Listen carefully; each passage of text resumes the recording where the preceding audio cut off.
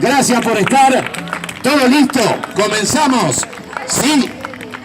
Bueno, le voy a ceder la palabra. ¿Por dónde arrancamos, Lucía? Vamos a arrancar por Fernanda Vallejos. ¿Sí? Le renovamos el aplauso.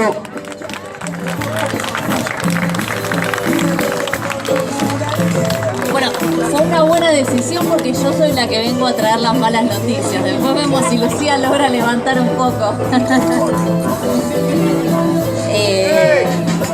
La música es de enfrente. Si podemos bajar un poco la música, no. Pero me escuchan igual. Si no, nos ponemos a bailar. No, déjalo. Si me escuchan. Bueno. Está bien.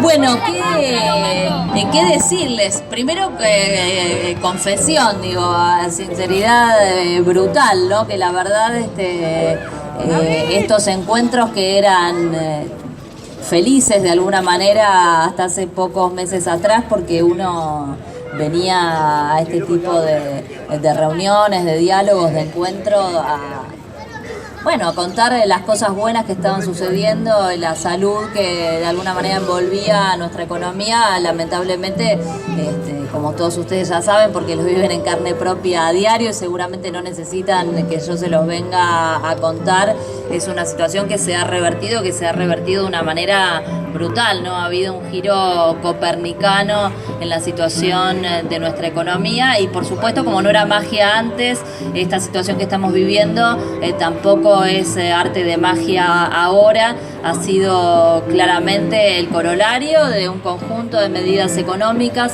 que ustedes conocen, pero que las vamos a repasar, porque siempre es bueno tener presente, sobre todo para cuando volvamos, ¿no? Para cuando volvamos y seamos mejores. Para que no dejemos de tener claro nunca más cuáles son las políticas, cuáles son los programas que como pueblo no podemos volver a acompañar.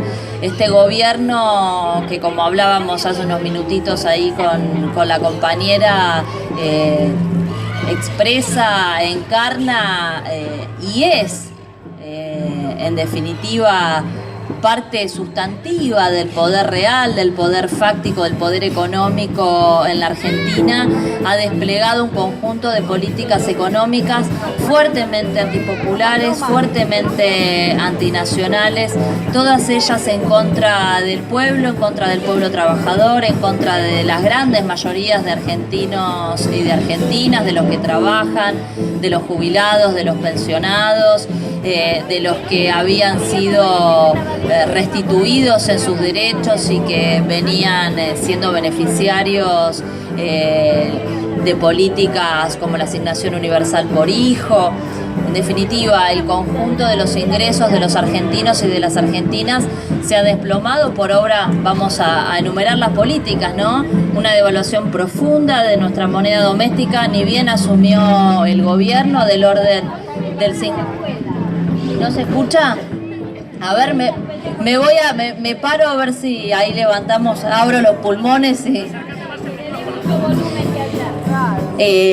decía, una devaluación profunda de nuestra moneda doméstica, que estuvo en torno del 50%, que llegó al 60% con un segundo salto cambiario, y que después se fue acomodando, pero como siempre hemos dicho, y también es bueno enfatizar, los precios son inflexibles a la baja, o como dice un amigo, los empresarios son inflexibles a bajar los precios, es decir que una vez que se produce un salto en el tipo de cambio, eso se traslada, y esto está probadísimo a lo largo de todas las series históricas de devaluación, no solamente en la Argentina, sino en el resto de los países de nuestra región, por las características de nuestra estructura económica, porque, en principio obviamente hay un impacto directo en la producción de los bienes y servicios que nosotros consumimos, porque hay muchos componentes importados que cuando hay una devaluación se encarecen al ritmo de la devaluación.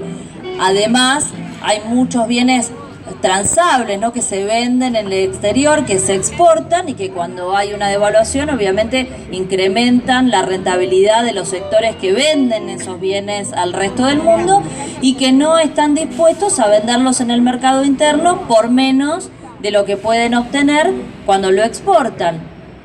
A este contexto le sumamos además la eliminación de retenciones, ¿no? Que lo que hacía era no solamente cumplir con un objetivo fiscal que le permitía al Estado obtener recursos de aquellos sectores más concentrados de la economía, que tienen rentas extraordinarias por las características de nuestro suelo, de nuestra tierra, de la productividad, de la que nos ha dotado en definitiva la naturaleza, que permitía al Estado financiarse y redistribuir esos recursos sobre el conjunto de la sociedad y financiar además un proceso de industrialización, ¿no? De fortalecimiento de nuestra industria, que es el sector que genera mayor cantidad de empleos, sobre todo de calidad y bien remunerados en nuestra economía.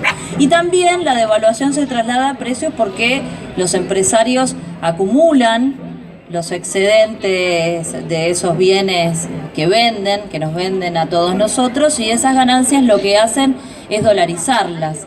Entonces, esa dolarización de ganancias también tiene una implicancia en el incremento de los precios y en realidad lo que se termina produciendo es una suerte de mix entre todas estas cuestiones y al fin de cuentas, como ustedes bien lo saben, cuando se devalúa lo terminamos padeciendo todos en un brutal encarecimiento de todos los bienes que consumimos a diario, muchos de ellos bienes sensibles, la canasta alimentaria por sobre todas las cosas, los alimentos, las bebidas que han empujado al abismo a los sectores que estaban al borde, ¿no? Entonces, bueno, ahora en estos días es noticia el informe de la Universidad Católica Argentina, una universidad de derecha que se ocupa de hacer un relevamiento, de medir la pobreza. Nos están hablando de que hay 1,5 millones de nuevos pobres en la Argentina desde que Macri asumió y además ya no pueden ocultar lo inocultable y han tenido que reconocer en este segundo informe, porque es un número que ya habían hecho público hace meses atrás, pero lo que terminan reconociendo es que ese 1,5 millones de nuevos pobres son producto de las políticas que encabeza Mauricio Macri con todo su equipo económico, ¿no? Prat Gay, Sturzenegger en el Banco Central, Melconian en el Banco Nación y la orquesta de CEOs que pululan en el gabinete. Pero además la UCA se queda corta. La verdad es que el estudio más serio que tenemos en materia de medición de la pobreza es el estudio que viene siguiendo el Instituto Gino Germani de la Universidad de Buenos Aires, y el Gino Germani nos habla de 5 millones de nuevos pobres en la Argentina.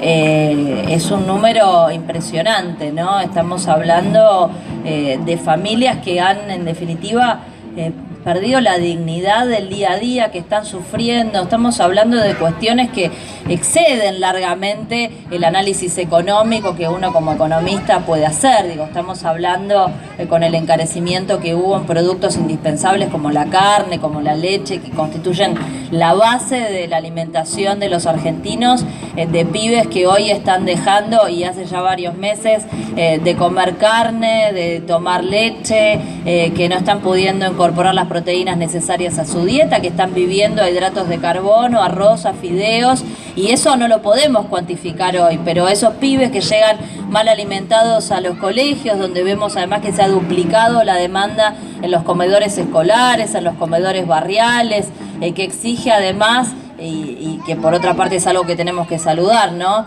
el redoble del esfuerzo de un montón de organizaciones sociales, barriales, comunitarias, que no sabemos muy bien cómo hacen, y eso sí se parece bastante a un arte de magia para multiplicar las raciones en esos lugares y tratar de acercar un plato de comida a un montón de chicos, a un montón de familias que hoy verdaderamente se les complica satisfacer lo básico, lo indispensable que tiene que ver con la sustentación de la vida humana, que es sencillamente comer. Entonces, esos pibes que hoy no están incorporando las proteínas necesarias a su dieta, que por ahí los economistas no lo medimos, son pibes que llegan mal alimentados a la escuela, que no están en condiciones de igualdad, ¿no? Porque este es un gobierno que se ha llenado, entre otras cosas, mucho la boca hablando de igualdad de oportunidades, que todos tienen que partir de una base de igualdad, y después dicen, bueno, en base al esfuerzo de cada uno y a las condiciones. No, mentira.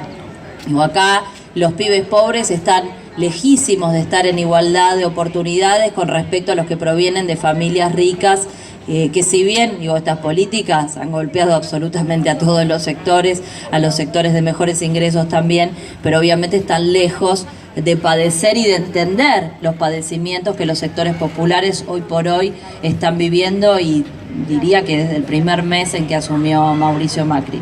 Devaluación, decíamos entonces, eliminación de retenciones también con un fuerte impacto inflacionario, además, por supuesto, de desfinanciar al Estado y de restarle capacidad de intervención sobre la economía, y particularmente sobre un rol que es fundamental, al menos desde lo que pensamos la economía con la mirada puesta en los trabajadores, en las mayorías populares, ese rol fundamental que tiene el Estado, que tiene que ver justamente con la redistribución de los ingresos. Una serie de medidas más que han tenido que ver con la eliminación de cupos a la exportación, por ejemplo, todas medidas que han impactado haciendo que los precios, bueno, estén en los niveles que conocemos. Hoy tenemos una inflación anual al día de hoy del 46%, que fíjense si se distribuyen todos estos cambios de manera asimétrica, ¿no? A diferencia de lo que sucedía en los 12 años previos en la Argentina, cuando teníamos inflación, esa inflación general era más baja, ¿no? Digo, teníamos un nivel de 25%, 24% de inflación. Esa inflación era más baja entre los sectores populares y más alta por ahí para los sectores medios y sobre todo para los sectores de más altos ingresos, porque justamente el Estado intervenía en la medida de sus posibilidades y con mucho esfuerzo, con instrumentos algunos incipientes, muchos que se empezaron a articular sobre todo en los últimos años del segundo mandato de Cristina Kirchner. El Estado intervenía en aquellos segmentos más sensibles de la economía, por ejemplo, fundamentalmente sobre la canasta alimentaria, buscando justamente que esos precios no se disparasen para que los sectores populares, que son los que obviamente tienen más dificultades para afrontar su vida cotidiana, fueran menos afectados por la voracidad de los empresarios, y vamos a particularizarlo para no ser injustos, porque no todos los empresarios son lo mismo, de los sectores monopólicos de la economía, que tienen poder de mercado, que tienen poder de imponer los precios que nosotros terminamos pagando.